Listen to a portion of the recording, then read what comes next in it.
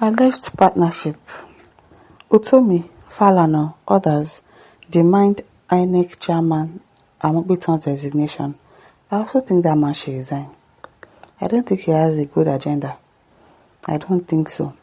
The way the man is moving, he's going to be worse than Mahmoud Yakubu. What's his name? He's going to be way worse than him. So I think he should really resign too. I think so. The Movement for Credible Elections, MCE, has called on the chairman of the Independent National Electoral Commission, Inec, Professor Joash Ojo Amobiton, to resign immediately over allegations of partisanship, warning that he no longer commands the credibility required to oversee the 2027 general elections.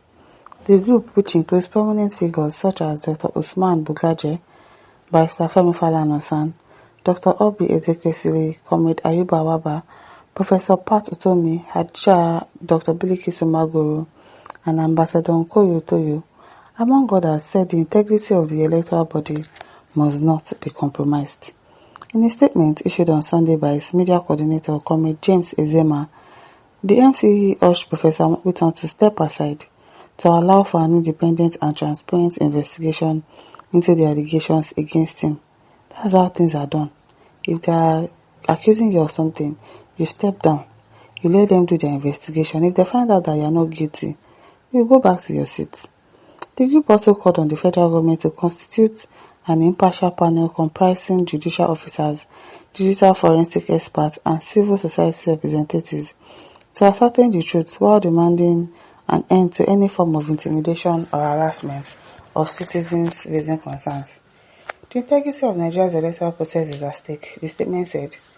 At this critical juncture in the nation's democratic evolution, the leadership of INEC must be beyond reproach. The MCE said recent developments, including alleged digital footprints linking the INEC chairman to partisan expressions sympathetic to the ruling All Progressives Congress (APC), had triggered a crisis of confidence. While noting that Professor Amobiton had denied the allegations, the group insisted that such denials do not resolve the matter in an era of advanced digital forensics, but rather heighten the need for thorough verification. In this digital age, denial is not a defense. It is an invitation to forensic scrutiny, the statement added. The group further warned that the controversy could escalate into a legal crisis, citing the traceability of digital identities through systems such as the Bank Verification Number (BVN) and National Identification Number (NIN), as well as device-level access logs maintained by digital platforms. According to MCE, attempts to frame public scrutiny as cybercrime or to threaten critics with arrest amounts to a misuse of state apparatus and could further erode public trust. Beyond the immediate allegations, the group expressed concern over what it described as a pattern of decisions by INEC that appears to undermine opposition participation, including alleged selective enforcement of electoral regulations. It warned that such developments risk steering Nigeria toward a de facto one-party state in violation of constitutional democracy. Where is the lie? The MCA also raised concerns about potential international repercussions, noting that aggrieved parties could seek redress as regional bodies, such as the ECOWAS court, exposing Nigeria to reputational damage and possible sanctions. It maintained that the allegations, if proven, raise serious ethical questions about Professor Amobiton's neutrality and fitness for office. The only honorable course is for the INEC chairman to step aside and allow a transparent investigation. The group stated, Nigeria stands at the democratic crossroad.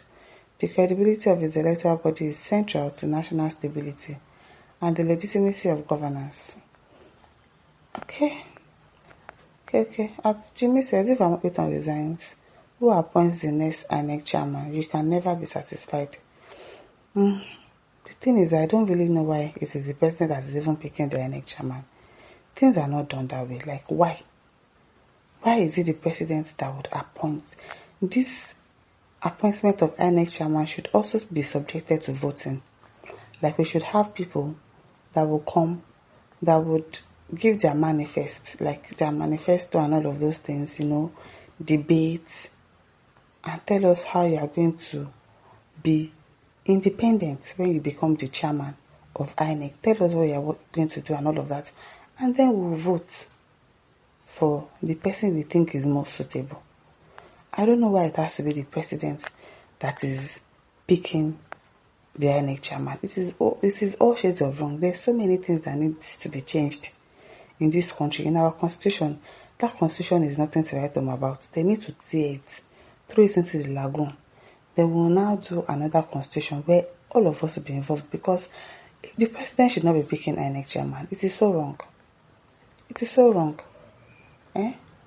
Jimo says, yes, Nigerians will force him to appoint someone who will be neutral, someone who has integrity. Akitola Balogun says, I've always asked this question. If the Inec chairman resigns and is removed, who appoints a new one? Is it not the president? Why are all these elites behaving ignorantly? That's just the problem. Because really, it is still the president that will appoint another Inec chairman. So what's the point, really? What's the point? It is well. Okay, Chubu says, nothing good, absolutely nothing reasonable can come out of an illegitimate president. President who won by motivated results from every corner and was announced middle of the night, by an obvious compromised fraudster called Jacobo, now compensated with ambassadorial seats, smelling gang of thieves, big thieves. Something said, why? Has he done anything outside the ambit of the law? Yes. He's not armpit call. Apollo said, yes, that's what we're expecting, because he doesn't deserve to be a next chairman, and the reason is he's an APC members, the son of the bad start at Rising. Written petition on the right. You should have said, so who should be appointed so that you can accept him, since you people own the country? Evil men everywhere, no be small thing. It is well, God will help us. After says, you've spoken well. After the resignation of Inec chairman, President Tinubu kindly appoints Barrister Femi Falana.